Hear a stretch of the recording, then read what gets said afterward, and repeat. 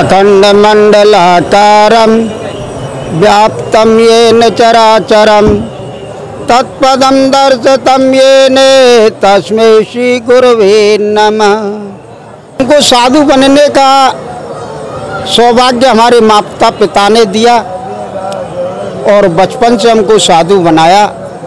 माता पिता की देन रहे और माता पिता के जो कर्म हैं आज उसको अनुसरण करते हुए हम इस भेष में आज आनंद लेकर के सारी पृथ्वी का भोग भूमि का आनंद ले रहे हैं। क्यों? हाँ बोलिए। क्योंकि अपना जो वंश था, पिता का जो वंश था, वो माता अनसुईया के अधिकारी परिवार से था और परिवार के अंदर सदा एक ब्रह्मचारी नैष्ठिक रहता रहा है। इस वजह से अपने विचारों को देखते हुए पिताश्री ने हमको 4 वर्ष की अवस्था में सती अनसुईया आश्रम चित्रकूट भेज दिया था और तब से इस धर्म का पालन करते हुए बीच में पारिवारिक बहन की शादी हुई, पिता लेकर के आए। तत्पश्चात फिर साधु भेष में अपने को इसी भेष का आनंद ले रहे हैं और आनंद लेते हुए मैं तो इस भेषधारियों से सबसे कहूँगा, अगर इस भेष को रखते हैं तो भेष को रख करके एक नैष्ठिकता का कर्म, सनातन का कर्म, संस्कारों का गमन, संस्कारों को देने का काम और समय की साधना का विचार करते हुए इस भेष की और इस देश की रक्षा करते हुए सर्वधर्म के लिए, सभी मनुष्य के लिए, सर्व मानव जाति के लिए, जीव प्राणी के लिए एवं हवा वायु की शुद्धि के लिए ये साधु शरीर रखा जाता है। इस शरीर की साधनाएं अनेक होती हैं मगर कर्म सबका एक होता है।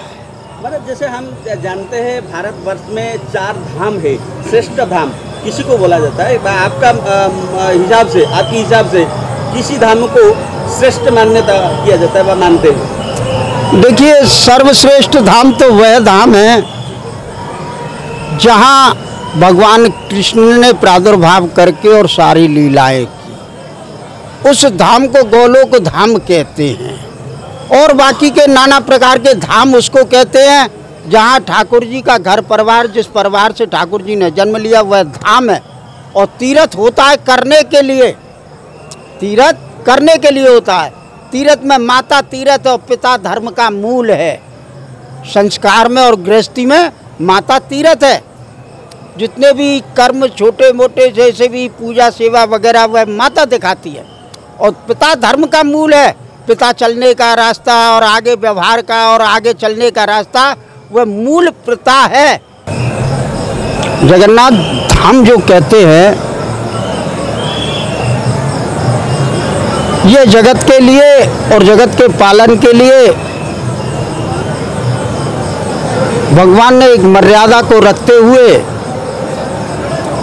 और इंद्रधुम्न की भक्ति को देख करके जब अधीन हो जाता है देवता, किसी के अधीन होकर के आता है तो उस जगह नाथ लग जाता है और जब देवता स्वतंत्र होता है तो वहाँ देव लगता है।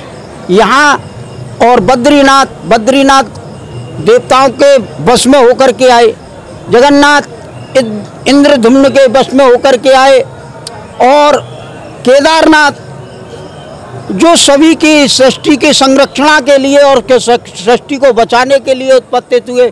तो जो जिसके अधीन उत्पत्तित हो जाता है वहाँ नाथ का स्वरूप पैदा हो जाता है। और एक क्वेश्चन है, जो जगन्नाथ आप हम सब जो मानते हैं हमारा आराध्य करके जो भी, तो मेरा कहना ये है जगन्नाथ का नाम जगन्नाथ क्यों हुआ? तो पुरीनाथ हो सकता था और दूसरा भी कुछ नाम कृष्णनाथ हो सकता था, और वो जगन्नाथ क्यों हुआ? आप क्या जानते हैं? देखिए, भगवान के तो वैसे सहस्त्रों नाम हैं। गोपाल सहस्त्र नाम में सहस्त्र नाम है, विष्णु सहस्त्र नाम में सहस्त्र नाम है। नाथ जगन, ये जग जो है, जग माने संसार, संसार का जो एक पालन करने वाला है वह जगन्नाथ है। जो संसार को पाल सके वह जगन्नाथ है, और जो संसार में रह सके वह जग है। और जग, आज गृहस्थी में पानी भरने वाले बर्तन को जग कहते हैं, क्योंकि उसमें जल समाहित होता है, तो उसको जग कहते हैं। जग होता है इस संसार को चलाने वाला, और संसार को संरक्षणा से चला रहा, संरक्षणा तो करने वाला कर दी, मगर उसको चलाना बड़ा क्रिया का कार्य है। तो इस जग को जो चला रहा है वह उस रूप से, इस जग के लिए जगन्नाथ रूप मेरी दृष्टि से तो मैं इस स्वरूप से क्या था। और महाराज, हमारा जो जगन्नाथ ये 56 कोटि का भोग जो प्रसाद होता है ना, वो खाते, 60 पौटी 60 पौटी भोग खाते। और दूसरा कहीं पर आप तो साधु महाराज है, आप तो घूमते हर भारत के भूखंड घूमते हैं, इस तरीके से दिया, इस तरीके से भगवान आप किसी को मानते हैं क्या? देखिए, यहाँ तो जगन्नाथ जी बाद में आए हैं। बचपन में भगवान बालकृष्ण ने जब 7 वर्ष के थे, कन्नी उंगलिया से गिरिराज पर्वत को उठाया। जहाँ गिरिराज पर्वत को उठा करके दूध, दही से, शहद से, घी से अभिषेक होने के बाद तत्पश्चात जब भगवान बालकृष्ण का बोले एक हाथ से खावे और एक हाथ से खिलावे, तो वहाँ गिरिराज जी में सबसे पहले 56 भोग का भोग लगा।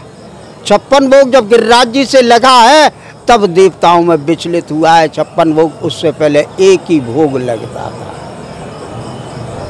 बस फाइनल में हमारा जो भक्तगण है, क्या बोलना चाहें आप? साधु महाराज है, उनसे जगन्नाथ के लिए क्या आपको क्या मैं तो सभी भक्तों से, धर्मावलंबियों से यही अनुग्रह करूँगा कि अति भक्ति चोरे लक्षणों को छोड़ करके भगवान की समय से साधना, नियम, आचार, विचार और शुद्धि का व्यवहार रखते हुए जगत में सबसे पहले शुद्धि के लिए एक गौ का पालन करें, जिससे कि घर की शुद्धि बने।